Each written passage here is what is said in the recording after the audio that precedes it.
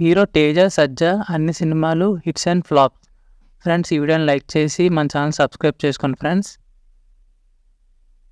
Number 1 zombie Reddy. ఈ movie 2021లో release అయింది. ఈ movie block buster hit. Number 2 ఇష్క్.